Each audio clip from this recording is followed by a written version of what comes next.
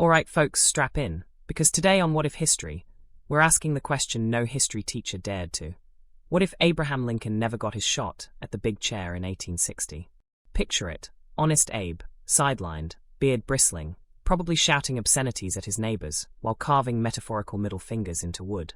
Meanwhile, the nation spirals into a dumpster fire of bad decisions and even worse facial hair. We're diving deep into a timeline where Lincoln doesn't save the day right away, and instead, the Union gets tossed into a blender set to pure chaos. Get ready for passive-aggressive porch rants, secession parties with shitty themes, and a North-South showdown that makes the Jerry Springer show look civilized. It's alternate history at its absolute messiest, and I'm here for it. Let's do this. What if Abraham Lincoln had lost the 1860 election? Picture this. It's 1860, and Abraham Lincoln, the lanky, bearded badass who could slice a log and your fragile ego in half, loses the presidential election. Instead of taking the reins of a divided nation, honest Abe is left stewing in Illinois, probably drinking cheap whiskey and muttering about how America has all the self-preservation instincts of a drunk guy on a tightrope. Meanwhile, Stephen Douglas or some other charisma-deficient dingus wins the presidency, and the United States is about to implode in the slowest, stupidest way possible. First off, Lincoln's not just sulking in a rocking chair. He's furious. He's scribbling op-eds that drip with sarcasm, publishing scathing critiques of the new administration's strategy, and delivering speeches that amount to, "I told you dumbass this would happen." His neighbors give him a wide berth because his passive-aggressive porch rants are getting intense.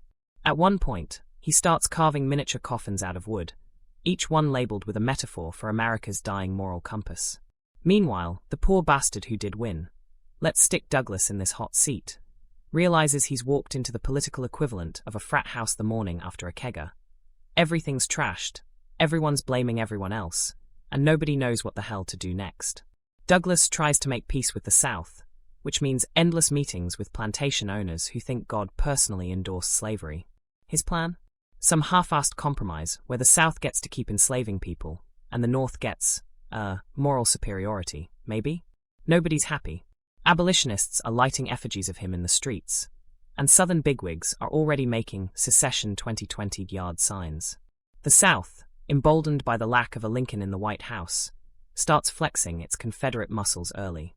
They're hosting parties with themes like states' rights forever and rolling out new pro-slavery propaganda, so bad it makes your teeth hurt. Meanwhile, the North is a simmering cauldron of rage, with abolitionists like Frederick Douglass giving speeches that are basically just, "Fuck this noise. We're done playing nice." In Congress, things are even worse. Picture a middle school cafeteria, but everyone's armed and nobody's following the rules. Southern senators are standing on desks shouting about their God-given right to human chattel, while Northern reps are flinging ink bottles like they're in a bar fight. At one point, a fistfight breaks out in the middle of a session, and Douglas tries to restore order by banging a gavel so hard it splits in half. Spoiler, it doesn't work. While all this is happening, Lincoln is busy playing the long game. He starts hosting secret abolitionist meetings in his Illinois barn, where he lays out a plan that's equal parts brilliant and insane. "If they won't let me lead this country," he growls, "I'll burn their bullshit system to the ground from the outside." His beard is now so thick and intimidating that it probably frightens small animals, and his speeches have taken on an almost cult leader vibe. People leave these meetings ready to charge into battle, or at least punch a Confederate sympathizer in the face. Douglas, bless his clueless little heart, tries to keep the Union together by offering the South even more concessions. "What if," he suggests, "we let you expand slavery into some new territories, but not all of them?" It's like trying to put out a house fire with a squirt gun. The South sees this as a green light to secede, and the North is so disgusted that they start calling Douglas President Dipshit in public. Secession happens not with a bang, but with a series of awkward, fumbling moves. Southern states start drafting secession papers like their divorce documents, and Confederate leaders hold their first official meeting in what is essentially a barn with good acoustics. They're trying to establish a government, but nobody can agree on anything because half of them think democracy is a dirty word. The North watches this circus with a mix of horror and schadenfreude, while Lincoln quietly mutters, "Told you so." At first, the Confederacy does okay-ish because they're riding high on self-righteousness and cotton profits. But then reality sets in. Running a country is hard, and their entire economic model is built on literal human suffering. They're scrambling to print Confederate money, which looks like monopoly cash, and their army is more of a poorly organized cosplay club. Europe, watching this shitshow from across the Atlantic, is like, we'll pass, thanks. The North, meanwhile, finally grows a backbone.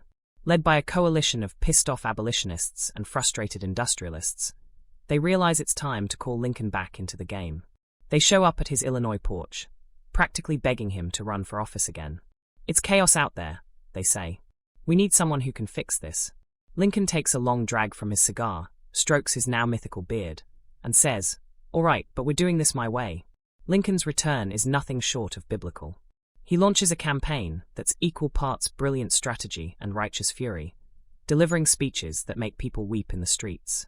His military tactics are ruthless, cutting off Confederate supply lines, rallying Union troops, and basically saying, "We're not stopping until this is over." The war is ugly as hell, but under Lincoln's leadership, the Union starts gaining ground. When the dust finally settles, Lincoln stands victorious. Slavery is abolished, the Union is restored, and Lincoln delivers a victory speech so epic it might as well be etched into stone tablets. To those who doubted me, he says, "I told you so. Now let's rebuild this goddamn country." In the end, this alternate timeline proves one thing. You can try to sideline Lincoln, but you can't stop the man. Whether he's carving coffins or leading armies, he's still the guy who's going to save the Union, one epic beard stroke at a time. And that, dear listeners, is what happens when you leave Honest Abe on the bench. You get a slow-motion national train wreck, complete with Confederate cosplay, monopoly money, and Lincoln plotting revenge like a bearded Batman. If this alternate history didn't make you laugh, cry, and question how we've survived as a species, well, you're tougher than I am. Don't forget to subscribe to What If History, the podcast where we make timelines so weird, you'll want to fact-check your own life. Until next time, remember, history might be written by the victors, but alternate history? That's our playground. Catch you on the flip side, you beautiful chaos gremlins.